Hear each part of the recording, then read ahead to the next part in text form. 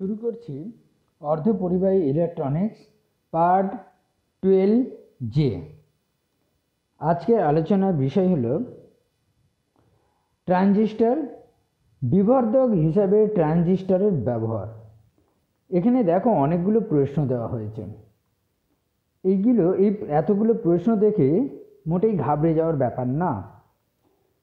তোমাদের পরীক্ষায় প্রশ্নটা হয়তো ছোট আসবে, কিন্তু বিবর্ধক কি আর বিবর্ধক হিসাবে ট্রানজিস্টরকে ঠিক কিভাবে ব্যবহার করা হয় সেইটা নিয়ে একটা মোটামুটি উত্তর করার চেষ্টা আমি করছি, যাতে তোমাদের উত্তর করতে সুবিধা হয়, প্রশ্ন যেমনভাবেই আসুক না কেন। সেই জন্য আমি ছোট ছোট করে প্রশ্ন দিয়েছি। প্রথম প্রশ্ন 28 নম্বর, বিবর্ধক বা অ্যাম্প্লিফায়ার বলতে কি বোঝো? 1 নম্বর থাকে। তো বিবর্ধক বা অ্যাম্প্লিফায়ার বলতে কি বোঝো ব্যাপারটা বলার আগে আমি তোমাদের একটা খুব সহজ এবং ছোট্ট করে গল্প বলছি। মনে করো তুমি একটা ব্যবসা করবে।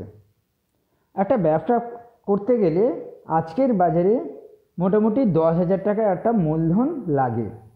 এই 10,000 টাকা নিয়ে তুমি স্টেশনারি অনেক কিছু জুয়েলারি জিনিসপত্র কিনলে, একটা দোকান করেছো, ঠিক আছে?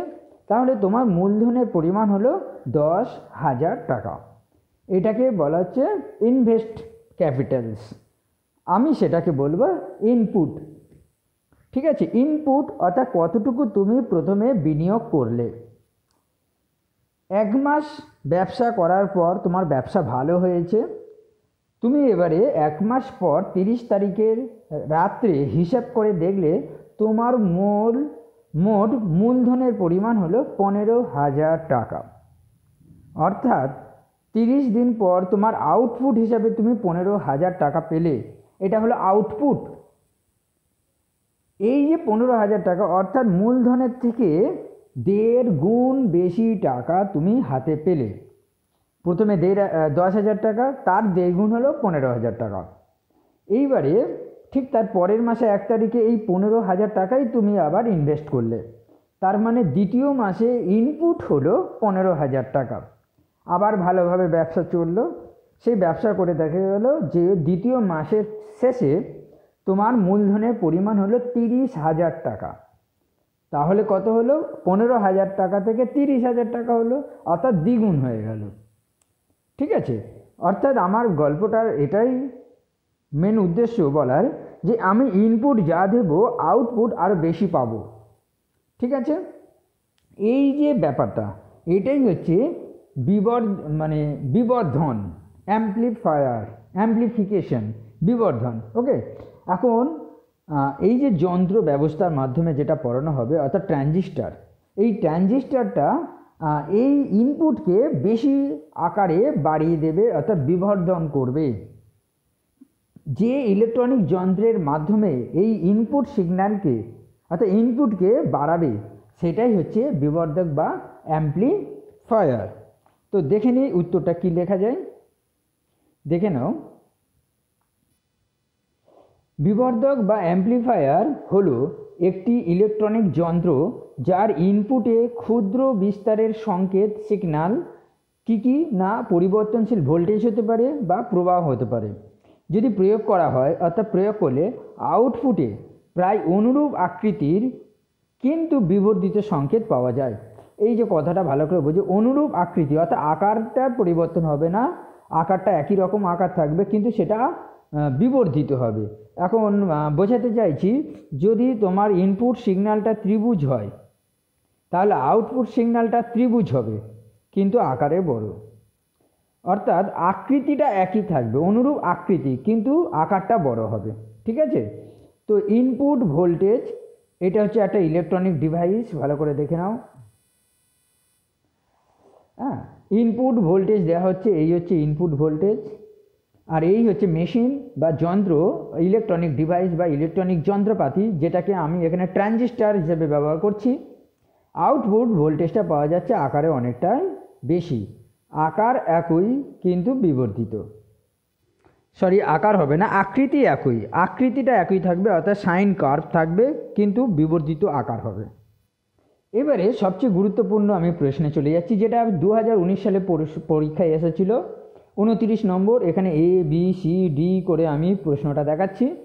একটি এনপিএন ট্রানজিস্টরকে কিভাবে বিবর্ধক বা অ্যাম্প্লিফায়ার হিসেবে ব্যবহার করা হয়, এটা 1 নাম্বার থাকে।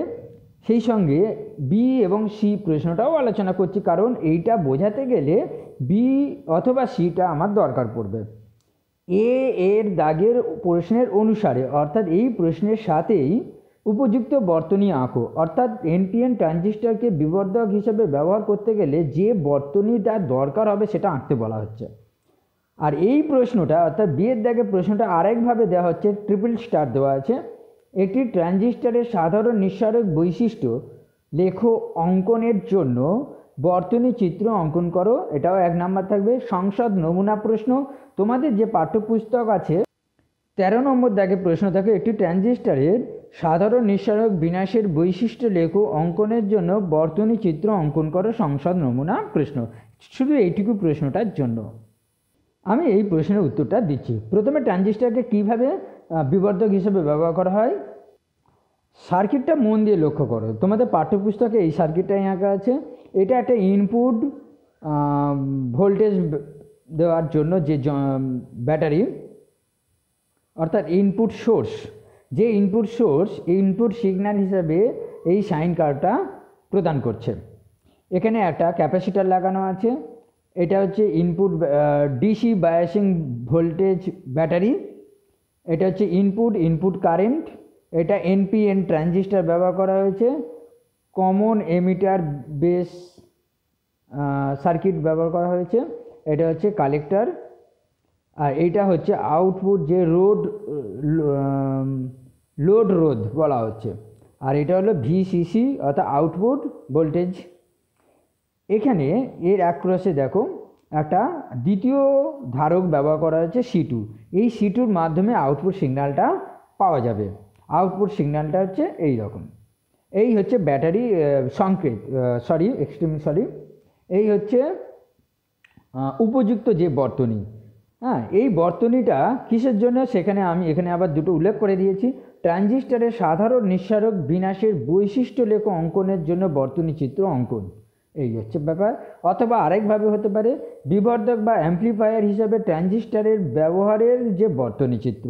ওকে, তো প্রশ্নটা এইভাবেও আসতে পারে অথবা এইভাবেও প্রশ্নটা আসতে পারে, যার উত্তর হচ্ছে এই বর্তনী চিত্রটা আঁকা। এবারে আমি আলোচনা করছি যে কিভাবে ট্রানজিস্টরকে বিবর্ধক হিসেবে ব্যবহার করা হয়। 1 নম্বর থাকে, কি উত্তর লিখবে। এনপিএন ট্রানজিস্টরের ভূমিতে, দেখে নাও ভূমিতে, এই হচ্ছে ভূমি, সেই ভূমিতে একটা C1 ধারক ব্যবহার করা হচ্ছে। তো C1 ধারক এর মধ্যে দিয়ে ক্ষুদ্র বিস্তারে ইনপুট সংকেত ভোল্টেজ প্রয়োগ করলে ট্রানজিস্টরের ভূমি প্রবাহের পরিবর্তন ঘটে। অর্থাৎ এই যে সিগন্যালটা এই ক্যাপাসিটরের মধ্যে দিয়ে পাস করবে, আর ইনপুট যে কারেন্টটা এইটার দরুন তৈরি হচ্ছে, সেই কারেন্টের সঙ্গে এই ইনপুট সিগন্যালের একই অংশ মানে কিছুটা অংশ জুড়ে যাবে অর্থাৎ যুক্ত হবে, এবং ভূমি প্রবাহটা পরিবর্তন হবে অর্থাৎ কিছুটা বাড়বে। নেক্সট, এর ফলে ট্রানজিস্টরের কালেক্টর কারেন্ট অনেক বেশি পরিবর্তিত হয়। এখন ট্রানজিস্টরের কালেক্টর কারেন্ট বলতে গেলে এখান দিয়ে যে কারেন্টটা আসে, অর্থাৎ এই লোড রোধের মধ্যে দিয়ে যে কারেন্টটা আসে, সেই কারেন্টটা অনেকটা বেশি পরিবর্তন হবে, অনেক বেশি পরিবর্তন হয়। বিবর্ধিত কালেক্টর কারেন্টের কালেক্টর রোধের মধ্য দিয়ে প্রবাহিত হয়। অর্থাৎ এই যে কালেক্টর কারেন্টটা এখান দিয়ে আসবে, তো এইটাকে বলা হচ্ছে কালেক্টর রোধ অর্থাৎ লোড রোধ বলা হচ্ছে। এই লোড রোধের মধ্যে দিয়ে আসবে, এবং বর্ধিত যে আউটপুট ভোল্টেজ, যেহেতু এটা বিবর্ধক হিসাবে কাজ করছে তাই বর্ধিত আউটপুট ভোল্টেজ পাওয়া যাবে। সেই ভোল্টেজটা C2 ধারকের এক প্রান্তে পাওয়া যায়। অর্থাৎ আউটপুট ভোল্টেজটা বা আউটপুট সিগন্যালটা বলো, আউটপুট কারেন্ট বলো, যাই বলো, এই যে সিগন্যাল একটা কমন অর্থে ব্যবহার করা হচ্ছে। সেই সিগন্যালটা C2-র মাধ্যমে এক প্রান্তে এটা আত্মপ্রকাশ করে, রিলিজ হয়। ঠিক আছে, এবং সেটা বিবর্ধিত হয়, অনেকটা বড় হয়। এইভাবে কোনো ট্রানজিস্টর বিবর্ধক হিসাবে কাজ করে। যেহেতু মাত্র 1 নম্বর থাকবে, তাই এর থেকে বেশি আর বড় লেখা দরকার নেই। ওকে, নেক্সট। আচ্ছা, এতক্ষণ আমি যা আলোচনা করলাম, এই যে এ, বি অথবা সি, এটা কিন্তু পরীক্ষায় এসেছিল, 2019 সালে প্রশ্ন দেখবে। কিন্তু এরপর যে আলোচনাগুলো করব, এই আলোচনাগুলো এখনও পর্যন্ত পরীক্ষায় আসেনি।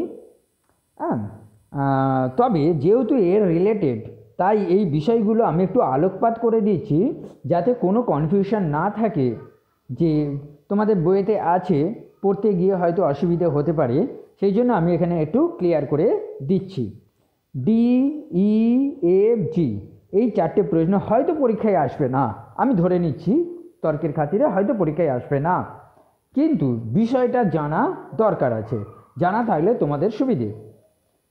এনপিএন ট্রানজিস্টর ব্যবহার করে সাধারণ নিঃসারক বর্তনী থেকে, মানে যে বর্তনী চিত্রটা আমি দেখালাম, ভার রেখা অর্থাৎ লোড লাইন কীভাবে পাওয়া যায় তা দেখাও। উত্তরটা কিন্তু কঠিন নয়, ঠিক আছে, সহজ আছে। দেখো কি হয়। আমি এই বর্তনীটার সাহায্য নিচ্ছি।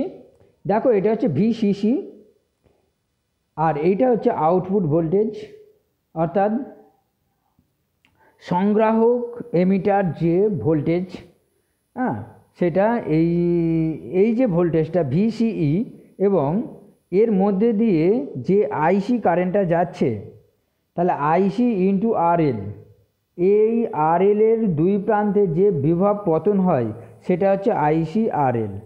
ওকে, আর এখানে যে আউটপুট ভোল্টেজটা রয়েছে, এটা তো তোমার আউটপুট ডিসি বায়াসিং ভোল্টেজ, ঠিক আছে, ব্যাটারি, এটা ব্যাটারি লাগানো হয়েছে। কিন্তু সি এবং এর মধ্যে যে ভোল্টেজ ড্রপটা হয়েছে সেটা হচ্ছে ভিসিই। এই ভিসিই এবং আরএল এর দুই প্রান্তে যে বিভব পতন হয় আইসি আরএল, এই দুটো যোগফলটাই হচ্ছে ভিসিসি। ক্লিয়ার? আচ্ছা, এবারে চলে আসছে এখানে। খেয়াল রাখবে যে তোমরা নিশ্চয়ই এই গ্রাফটা আগে দেখেছো। এটা কি গ্রাফ বলো তো? এটা হচ্ছে ট্রানজিস্টরের কমন এমিটার মোডে, কমন এমিটার মোডে আউটপুট বৈশিষ্ট্য লেখের গ্রাফ। এই গ্রাফে দেখো আইসি ভার্সেস ভিসিই, যেখানে আইবি হচ্ছে কনস্ট্যান্ট, অর্থাৎ আইবি অর্থাৎ ইনপুট কারেন্টটা কনস্ট্যান্ট থাকে, ভিসিই স্বাধীন চলরাশি, তার উপর ডিপেন্ড করে আইসি। ওকে, এটা তোমরা অলরেডি জানো হিসেবে আমি ধরে নিচ্ছি, কারণ এইগুলো ভালোভাবে আমি পড়িয়েছি। এখন একটা ট্রানজিস্টর কি কি মোডে কাজ করতে পারে? 1 নম্বর হলো কাট অফ রিজিয়ন, অর্থাৎ কখন কাট অফ রিজিয়নে কাজ করতে পারে না, সংগ্রাহক নিঃসারক বর্তনীতে আমরা এই সূত্রটা দেখলাম, VCC equal to VCE plus IC RL, এটা তো আমরা বুঝলাম। তাহলে কাট অফ রিজিয়নে কাজ করবে কখন না, আইসি যখন 0 হবে। কখন হয়? যখন বেস এমিটার রিভার্স বায়াসে থাকে, কালেক্টর এমিটার রিভার্স বায়াসে থাকে, অর্থাৎ দুটো ইনপুট এবং আউটপুট যখন দুটো অংশই রিভার্স বায়াসে বা বিপরীত বায়াসে থাকে, তখন ট্রানজিস্টরটা কাট অফ রিজিয়নে বা কাট অফ রিজিয়নে কাজ করে, অর্থাৎ তখন ট্রানজিস্টরটা কোনো কাজ করে না, যে কারণে আইসি অর্থাৎ আউটপুট কারেন্ট 0 হয়ে যায়। এই যে ফর্মুলাটা, এখানে যদি আইসি কারেন্টটা 0 হয়ে যায়, তাহলে কি পাবো না, ভিসিই ইকুয়াল টু, একটু বড় করে দেখাচ্ছি, ভিসিই ইকুয়াল টু ভিসিসি হয়ে যায়। অর্থাৎ এই যে ভিসিই, এখানে দেখো ভিসিই, এই ভোল্টেজটা প্রায় এই ভোল্টেজের সমান হয়ে যায়। তাহলে তখন আমরা কি করব না, ভিসিইতে একটা পয়েন্ট পাবো, এই পয়েন্টটার নাম দেওয়া হচ্ছে এ পয়েন্ট। ওকে, আর এর কোঅর্ডিনেট কী হবে না VCC, 0 কোঅর্ডিনেট স্থানাঙ্ক। হ্যাঁ, তাহলে এ পয়েন্ট পেলাম VCC, 0। আচ্ছা, এবারে ট্রানজিস্টারটা তো বললাম যে কাট অফ রিজিয়নে কখন কাজ করে। এবারে আমি আলোচনা করব কাট অফ রিজিয়নটা কখন সম্পৃক্ত অঞ্চলে কাজ করে। সম্পৃক্ত অঞ্চল অর্থাৎ সম্পৃক্ত অঞ্চলে কাজ করবে কখন না যখন VCE প্রায় 0 হবে। দেখে নাও, এই VCE এই মানটা হবে প্রায় 0, মানে এই জায়গাটা করে কাজ করবে। সরাসরি 0 হচ্ছে না, প্রায় 0 হচ্ছে। তো কখন সম্পৃক্ত অঞ্চলে কাজ করে না যখন ইনপুট বায়াস এবং আউটপুট বায়াস দুজনেই ফরওয়ার্ড বায়াসে থাকবে। অর্থাৎ বেস এমিটারটা ফরওয়ার্ড বায়াস হবে আর কালেক্টর এমিটারটাও ফরওয়ার্ড বায়াস হবে। সেই সময় ট্রানজিস্টারটা এই সক্রিয় অঞ্চলে অর্থাৎ এই অঞ্চলে কাজ করবে। এই অঞ্চলে কাজ করলে কি হবে না VCE প্রায় 0 হবে। তো বুঝতেই পারছো যে এই অঞ্চলে কাজ করা মানে হচ্ছে এই যে VCE কারেন্টটা ভোল্টেজটা প্রায় এই গোড়ায় চলে এসেছে, অর্থাৎ 0তে চলে এসেছে। ঠিক আছে, অর্থাৎ প্রায় 0। যদি প্রায় 0 হয় তাহলে কি হবে না এই ফর্মুলাটাতে বসিয়ে দাও, VCE 0 হয়ে গেল, তাহলে পড়ে রইল VCC = ICRL। হ্যাঁ, এটা পুরো ম্যাথামেটিক্যাল, এখানে কোনো অন্য কোনো ব্যাপার না, খুব যুক্তি দিয়েই বোঝানো হচ্ছে যে দুটো ব্যাপার। একটা হচ্ছে কাট অফ রিজিয়নে, তখন এই আইসি তো 0 হয়। হ্যাঁ, যে না বুঝবে তার পক্ষে বোঝানো খুব মুশকিল। হ্যাঁ, কাট অফ রিজিয়ন মানে হচ্ছে এই যে অঞ্চলটা, এই অঞ্চলটাকে বোঝানো হচ্ছে। এটা আরেকবার বলে দিচ্ছি, কাট অফ রিজিয়ন হচ্ছে এইটা, অর্থাৎ কিনা কারেন্টটা আইসি কারেন্টটা এই জায়গাটা চলে আসছে। এই জায়গাটা চলে আসা মানে প্রায় আইসি কারেন্টটা 0 হয়ে যাচ্ছে, সেই জন্য এখানে 0 বসানো হয়েছে। আর সম্পৃক্ত অঞ্চল বলতে গেলে আবার বলছি যে এই অঞ্চলটাকে সম্পৃক্ত অঞ্চল বলা হচ্ছে যেখানে কিনা VCE এই মানটা প্রায় কমে গিয়ে 0-র গোড়ায় চলে এসেছে, তাই VCEটা 0 দেখানো হয়েছে। আর এই ফর্মুলাতে VCE 0 দেখানো মানে হলো VCC = ICRL, অর্থাৎ তখন আইসি এর মানটা হচ্ছে VCC/RL। ওকে, তাহলে আইসির মানটা আমরা পেয়ে গেলাম। তো এই যে আইসির মানটা পেলাম, তা সেটা আমরা কোথায় নোট করব না মোটামুটি ধরে নাও এই জায়গাটা আমি পেলাম। ঠিক আছে, এবং এই পয়েন্টের নাম দিলাম B। আর এর কোঅর্ডিনেটটা কী হবে 0, কারণ VCE তো 0 আর আইসির মানটা হলো VCC/RL। ওকে, তাহলে আমরা কটা পয়েন্ট পেলাম, A পয়েন্ট পেলাম, B পয়েন্ট পেলাম। ওকে, এই A পয়েন্ট আর B পয়েন্টকে জুড়ে দিতে হবে, একটা লাইন পেলাম যেটা কিনা ম্যাক্সিমামটা গেছে এই মাঝখান দিয়ে। তাহলে এই মাঝখানটা কি, এই মাঝখানটাই হচ্ছে বলো সবাই জানো, এটা হচ্ছে অ্যাক্টিভ রিজিয়ন অর্থাৎ সক্রিয় অঞ্চল। ঠিক আছে, এই পুরো যে অঞ্চলটা দেখতে পাচ্ছ এটা হচ্ছে সক্রিয় অঞ্চল। অর্থাৎ একটা ট্রানজিস্টর খুব ভালো কাজ করে যখন সক্রিয় অঞ্চলে থাকে। তো বন্ধু, সক্রিয় অঞ্চলে কখন কাজ করে এটা ভালো করে বুঝে নাও। সক্রিয় অঞ্চলে কখন কাজ করবে যখন বেস এমিটারটা ফরওয়ার্ড বায়াসে থাকে এবং কালেক্টর এমিটার রিভার্স বায়াসে থাকে। তাহলে বোঝা গেল, তাহলে এই ইনপুটটা ফরওয়ার্ড বায়াস, আউটপুটটা রিভার্স বায়াসে থাকলে তখন ট্রানজিস্টর অ্যাক্টিভ রিজিয়নে কাজ করে এবং সমস্ত কাজগুলো খুব সুন্দর করে হয়। তাহলে ভার রেখা বলতে কি বোঝো, সরাসরি সংজ্ঞাটা এইভাবে তো দেওয়া যায় না, তো কিভাবে পাওয়া যায় ভার রেখাটা সেটা আমি দেখালাম গাণিতিকভাবে। পরবর্তী প্রশ্ন খুব গুরুত্বপূর্ণ প্রশ্ন, এটা যদিও পরীক্ষায় আসে না কিন্তু জানতে হবে। কিউ বিন্দু বা কার্যকর ডিসি বিন্দু বা ডিসি অপারেটিং পয়েন্ট বলতে কি বোঝো, লেখচিত্রে ইহার অবস্থান লেখো বা দেখাও। ওকে, দেখো ঠিক কি লিখতে হবে। সাধারণ নিঃসারক ব্যবস্থায় মানে যে বর্তনীটা ব্যবহার করেছি বা যে বর্তনীটা আমি এঁকে তোমাদের দেখিয়েছি, সেখানে প্রবাহ বিবর্ধক হিসেবে ট্রানজিস্টরকে ব্যবহার করতে হলে কি করতে হবে না ডিসি বায়াস ভোল্টেজ VBB ও VCC এবং ভার রোধ RL কে একবার দেখে নিই। দেখো একই সার্কিট আমি যেটা এঁকেছি খাতায় সেটাই এইটা। ভিবিবি অর্থাৎ ইনপুট ব্যাটারি ভোল্টেজ, আউটপুট ব্যাটারির ভোল্টেজ এবং আউটপুট যে রোধ, ঠিক আছে, এই যে রোধটা, এই তিনটাকে এমনভাবে নির্বাচন করতে হবে যাতে ট্রানজিস্টরটা সক্রিয় অঞ্চলে থাকে।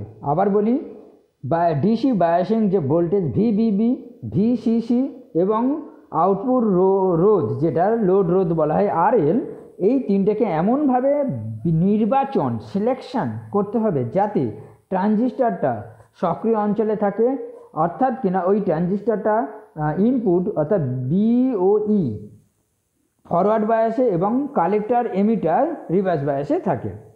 এই অবস্থায় স্থির মানের যে ভূমি প্রবাহ আইবির দরুন আউটপুট বৈশিষ্ট্য রেখাটি ভার রোধকে যে বিন্দুতে ছেদ করে সেই বিন্দুটিকে বর্তনীর কার্যকর ডিসি বিন্দু বা কিউ পয়েন্ট এইটা বলা হয়ে থাকে। ব্যাপারটা বলি, দেখো এখানে অনেকগুলো কিন্তু ইনপুট কারেন্ট আছে, 1 2 3 4 5 6 7 8 9 10টা একাধিক কারেন্ট আছে। তো মোটামুটি এখানে একটা কথা বলছে যে ওই ভূমি প্রবাহ আইবি এর জন্য আউটপুট বৈশিষ্ট্য রেখাটি, অর্থাৎ এই যে নীল কালিতে যে রেখাগুলো টানা হয়েছে এটা হচ্ছে আউটপুট বৈশিষ্ট্য রেখা। এই রেখাটি এই যে কালো রঙের এবি রেখাকে কাট করেছে সেই বিন্দুটাকে বলা হচ্ছে কিউ বিন্দু। তো একটা জিনিস লক্ষ্য করো, এখানে কিন্তু অনেকগুলো বিন্দুতে কাট করেছে, দেখো গোনো 1 2 3 4 5 6 7 8 9 অনেকগুলো। তাহলে কোন বিন্দুটাকে বোঝাচ্ছে? মোটামুটি ধরে রাখবে যে একটা সক্রিয় অঞ্চলে যখন ট্রানজিস্টর কাজ করে তখন মোটামুটি মধ্যমানের যে বিন্দুটা পাওয়া যাবে সেটাই হচ্ছে কিউ বিন্দু, ঠিক আছে। তো এটা আমি এঁকে দেখাবো একটু পরে যে কিভাবে এই সিগন্যালগুলো তৈরি হচ্ছে। তো তোমরা মোটামুটি এখন বুঝে নাও যে কিউ বিন্দু কোনটাকে বলা হবে। যে ট্রানজিস্টরটাকে যখন সক্রিয় অঞ্চলে কাজ করে তখন স্থির মানের ভূমি প্রবাহ আইবি এর জন্য যে আউটপুট রেখা পাওয়া যায় সেই রেখাটা এবি ভার রোধকে যে বিন্দুতে কাট করে সেই বিন্দুটা বলতে কোন বিন্দুকে বোঝাবে না, এই অঞ্চলের মাঝামাঝি যে বিন্দু সেই বিন্দুটাই হবে কিউ বিন্দু। আর এই কিউ বিন্দু সংক্রান্ত আরেকটু 2-1টা তথ্য আমি দিচ্ছি, দেখে নাও। ট্রানজিস্টরকে বিবর্ধক হিসেবে ব্যবহার করতে হলে এই কার্যকর বিন্দু বা কিউ বিন্দু বা কিউ পয়েন্ট কে সক্রিয় অঞ্চলে মাঝামাঝি কোনো অংশে, বারবার বলছি এই সক্রিয় অঞ্চলে মাঝামাঝি অংশে, অর্থাৎ কিনা লেখচিত্রে লোড লাইনের ঠিক মধ্যবিন্দুতে স্থির করতে হয়। এই একটা খুব গুরুত্বপূর্ণ পয়েন্ট আমি তোমাদের বললাম। আর এক্ষেত্রে কী করতে হবে, ভিবিবি এবং ভিসিসি এই ব্যাটারির সাহায্যে এই বিন্দুটাকে নির্ধারণ করতে হয়, অর্থাৎ ব্যাটারিটাকে একটু পরিবর্তন করে এমন মান নেওয়া হবে, শুধু তাই না আরএল এর মানটাও এমনভাবে নির্বাচন করতে হবে যাতে এই কিউ বিন্দুটা ঠিক মাঝামাঝিতে চলে আসে। এইবারে দেখো এই প্রশ্নটা কিউ বিন্দু বা কার্যকর ডিসি বিন্দু বা ডিসি অপারেটিং পয়েন্ট বলতে, এটা তো বললাম, সরি এটা তো আমি ডিসকাস করলাম। লেখচিত্রে ইহার অবস্থান দেখাও, সেটা আমি একটু পরে দেখাচ্ছি, বা তোমাদের বইতে আমি তো দেখিয়ে দিলাম। এই এফ প্রশ্নের উত্তরটা করতে গিয়ে আরও ভালো করে বলে দিচ্ছি। লেখচিত্রের সাহায্যে ইনপুট ও আউটপুট সিগন্যাল বা কারেন্ট বা ভোল্টেজটা দেখাও, অর্থাৎ এই কথাটা বেশি প্রেফারেবল যে ইনপুট আর আউটপুট সিগন্যালটা কিভাবে দেখানো যায়। মোটামুটি দেখো এই গ্রাফটা তো আঁকা আছেই, আর এইগুলো সব হচ্ছে আইবি বিন্দু। আচ্ছা, এখানে আমি কী বিন্দু, কয়েকটা আমি বিন্দু চুজ করে নিচ্ছি। আর সবচেয়ে শেষের দিকে হচ্ছে এখানে একটা বিন্দু পাওয়া যাচ্ছে, দেখো এখানে আমি কয়েকটা পয়েন্ট আমি নিলাম, মোটামুটি এই যে পয়েন্টটা ঠিক মাঝামাঝি আছে। আচ্ছা, এবারে দেখো এখানে একটা আমি ডট ডট লাইন টানলাম, এখানে একটা ডট ডট লাইন টানলাম, এখানে একটা ডট ডট লাইন টানলাম। এখন এই কারেন্টটাকে কি বলা হবে, IC1 কারেন্ট। এই কারেন্টটাকে বলবো IC, আর এই কারেন্টটাকে বলবো IC2, ঠিক আছে। তার তিনটে কারেন্ট আমরা পেলাম যেটা কিনা আইসিতে কাট করেছে, ওকে। আবার এখান থেকে আবার এর সাথে পারপেন্ডিকুলারলি আমি দাগ কাটছি। ওকে, তাহলে এই যে কারেন্টটা, এই কারেন্টটাকে বলবো IB1। ওকে, এই কারেন্টটা কোন এতে হবে না, মাইক্রো অ্যাম্পিয়ারে। আর এই IC1, IC এবং IC2 হচ্ছে মিলি অ্যাম্পিয়ারে। ওকে, এটা কিন্তু খুব গুরুত্বপূর্ণ একটা পয়েন্ট। এটা হচ্ছে IB নাম দিলাম, আর এইটাকে নাম দিলাম IB2।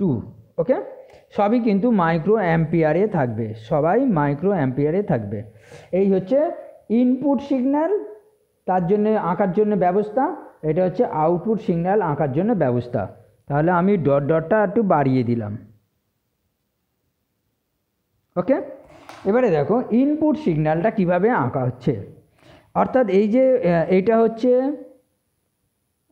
পি বিন্দু, এটা হচ্ছে কিউ বিন্দু, বড় করে দিলাম, আর এটা হচ্ছে আর বিন্দু। ওকে, পি কিউ আর, কিউ বিন্দুটা মাঝখানে আছে তাই একে কিউ পয়েন্ট বলা হচ্ছে বা ডিসি অপারেটিং পয়েন্ট বলা হচ্ছে। ওকে, আচ্ছা, এই কিউ বিন্দুটা ইনপুট সিগন্যাল হিসাবে দেখানো হচ্ছে এই। ওকে, এটা হচ্ছে ইনপুট সিগন্যাল, দেখে নাও এটা ইনপুট সিগন্যাল। এবার আউটপুট সিগন্যালে কি পাওয়া যাবে, এই যে